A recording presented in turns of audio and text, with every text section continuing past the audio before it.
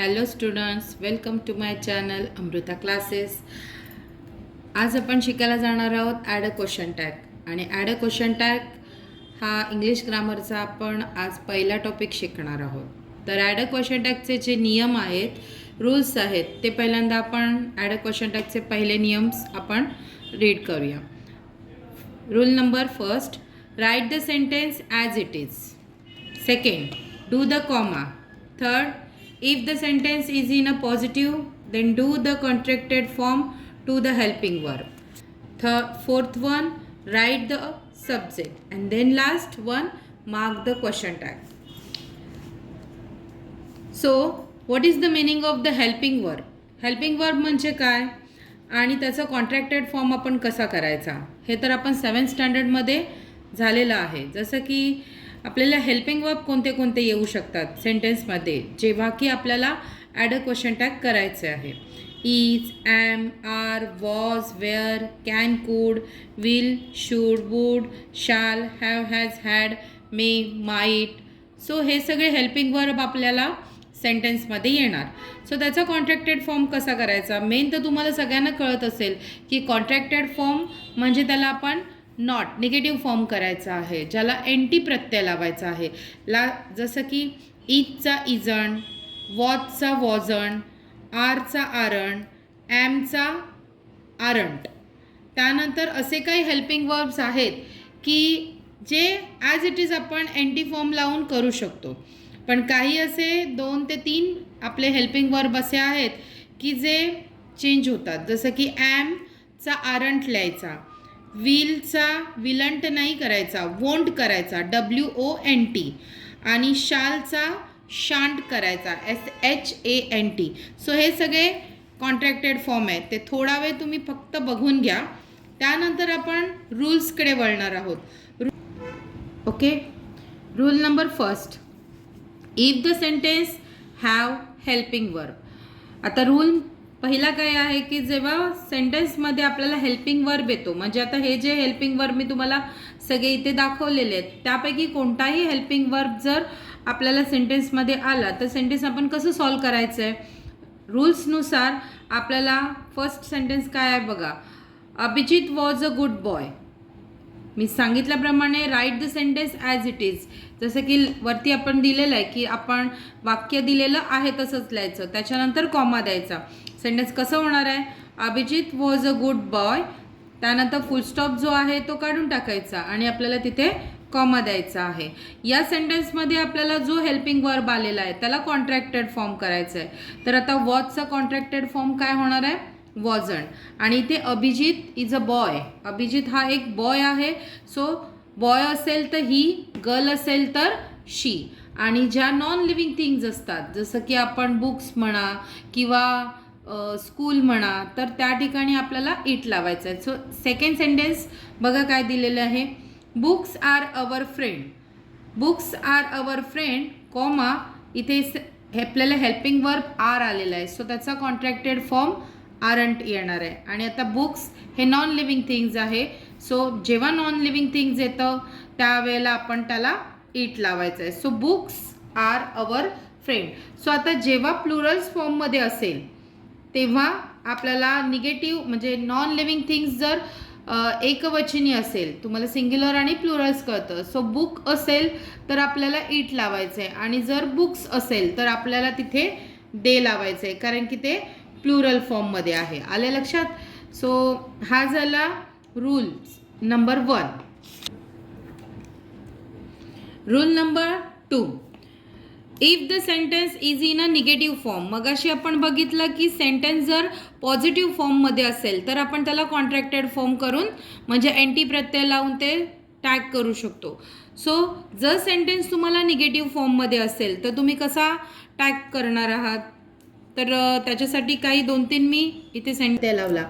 पण जर वाक्यच तुम्हाला निगेटिव्ह फॉर्ममध्ये दिलेलं असेल तर निगेटिव्ह फॉर्ममध्ये दिलेलं सेंटेन्सला आपल्याला कॉन्ट्रॅक्टेड फॉर्म लावता येणार नाही. सो आपल्याला तो काढून टाकायचा आहे, म्हणजे आपल्याला टॅग करताना ते पॉझिटिव्ह फॉर्ममध्ये करायचं आहे. जसं की आता एक मी सेंटेन्स तुम्हाला इथे दिलेलं आहे, she is not hungry. She is not hungry, comma, is she, कारण की शीतल ही गर्ल आहे, मुलगी आहे. आणि मी सांगितल्यानुसार एखाद्या मुलाचं नाव असेल तर आपल्याला ते नाव नाही लिहायचंय, तर तिथे ही लिहायचंय.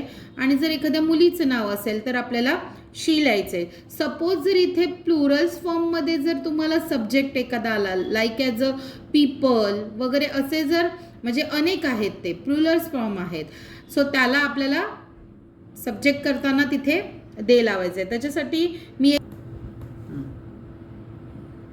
That was not much better, comma was not आलाय म्हणजे आपण वॉज लावायचं आहे. या ठिकाणी एनटी प्रत्यय काढून टाकलेला आहे आणि दॅट आलेला आहे म्हणून आपण तिथे that is the singular form आणि आपल्याला तिथे इट लावायचं आहे. जर इथे प्लुरल्स फॉर्म असता तर आपल्याला या ठिकाणी दे लावला असता. सो आल्या लक्षात. सेकंड नंतर थर्ड एक सेंटेन्स मी तुम्हाला तसंच दाखवते.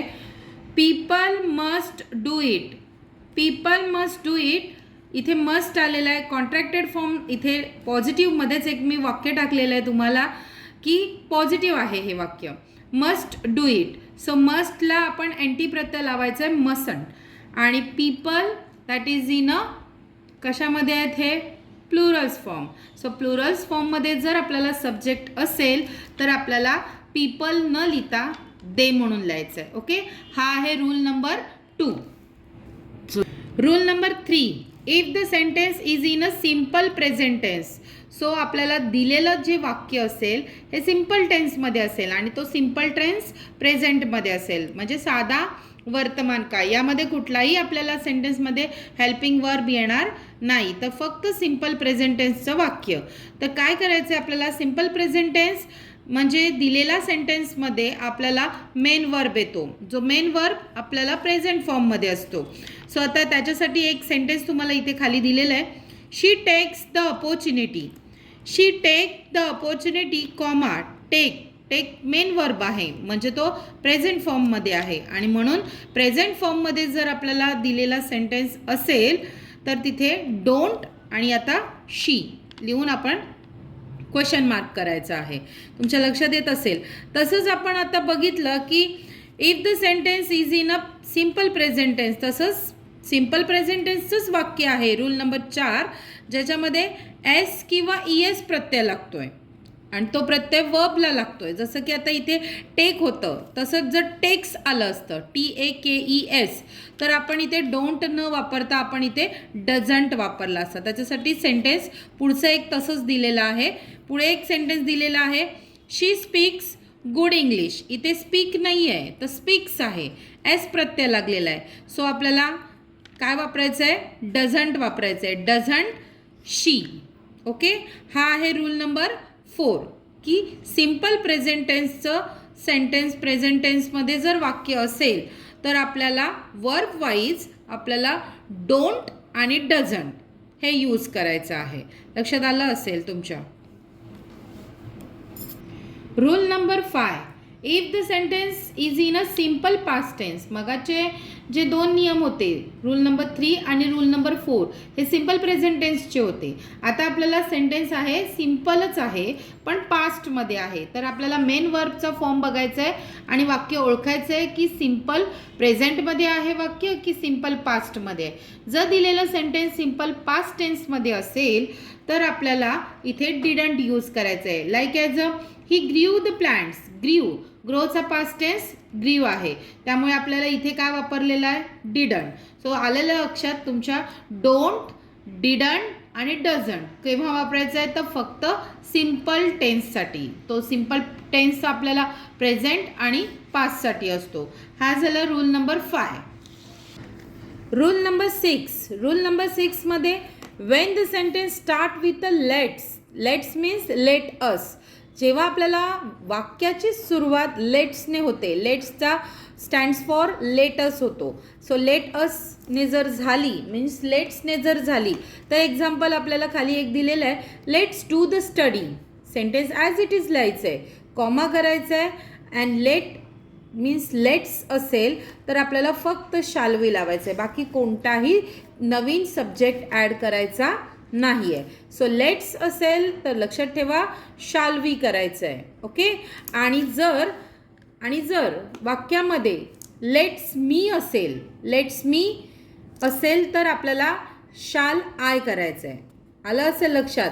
जर लेट्स असेल तर शाल वी आणि लेट्स मी असेल तर शाल आय. सो मी असेल इनडायरेक्ट तो आपल्याला या ठिकाणी ऑब्जेक्ट दिलेला आहे मी. सो त्याचा डायरेक्ट ऑब्जेक्ट काय करायचा आय. Okay, shall I. हा आहे rule number 6. Rule number 7. If the sentence is in a imperative sentence. इम्पॅरेटिव्हचा मिनिंग होतो आज्ञार्थी वाक्य. जर दिलेलं वाक्य तुमचं आज्ञार्थी असेल, सो आज्ञार्थीचा अर्थ काय होतो, एखादं कमांडचं वाक्य असेल. कमांड म्हणजे जेव्हा sentence start with a verb, main verb, जेव्हा वाक्याची सुरुवात मेन वर्बने होते त्याला आपण इम्पॅरेटिव्ह सेंटेन्स म्हणतो. So here is the example given below. Make the breakfast. Make the breakfast आणि आपल्याला टॅग करताना फक्त विल यू लावायचं. हे छोटे छोटे नियम आहेत टॅगचे की जे तुम्हाला शेवटला तुम्हाला दिलेले आहेत. की रूल नंबर 6 आणि रूल नंबर 7. लेट्सने स्टार्ट झालं तर आपल्याला शाल वी करायचं आहे आणि इम्पॅरेटिव्हने स्टार्ट झालं म्हणजेच मेन वर्बने वाक्याची सुरुवात जर झाली तर आपल्याला इथे विल यू करायचं आहे. सो हे नियम फक्त लक्षात ठेवा. खूप सोपे नियम आहेत क्वेश्चन टॅगचे. होप सो तुमच्या सगळे नियम व्यवस्थित लक्षात आलेले असेल.